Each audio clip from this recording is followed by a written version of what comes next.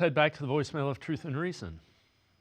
Hey guys, let's play devil's advocate for a moment.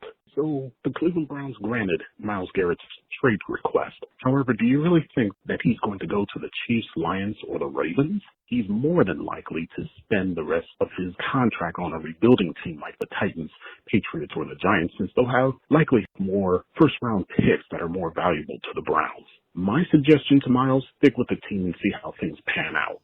Take care, not bye then. As always, appreciate all the voicemails. Let's welcome in Jeff Lloyd, host of Browns 3D on the Orange and Brown Report. Jeff, yeah, there's some truth to that. He can always say, I'm not going to go, I'm going to hold out. But at that point in time, it's not the Browns' problem.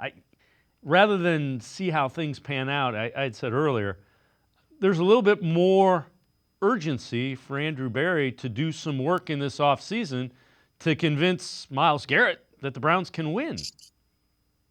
Well, the first thing is the conversation is, Myles, that's fantastic. It is literally going to decimate us from a financial standpoint to trade you. And that's just what the facts are. Myles was going to get a contract extension this year anyway, which was probably going to give the Browns more flexibility. If he is moved from the contract he is currently on, it literally destroys any cap space they have and their ability to maneuver in free agency. He does, the point he brings up, and obviously it is a good point. The teams that Myles Garrett would be interested probably to going to, if his written words are true, you're talking about teams that are in the playoffs. Well, that's probably going to cost more, because those picks you can't know where they're going to be. Plus, the assumption is any team that Myles Garrett goes to, you would believe that team improves. So whatever picks you're looking at that they maybe had in 25 would be even worse in 26.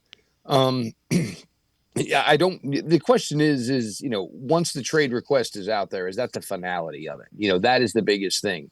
Is there any way to come back from it? Because, the Browns, by giving him an extension, could find a way to operate and try to put together what looks to be a good roster. Granted, this is what they did going into 2024, and it did not work.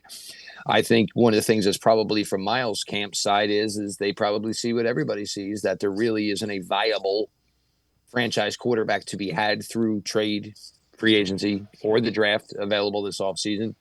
It's a really, really difficult scenario to be in right now. I don't think it's really a surprise. I think, there's the faction that I'm getting that feedback from, I do believe the Browns felt this was going to happen. It's going to just be yet another big thing that this team is going to have to tackle this offseason.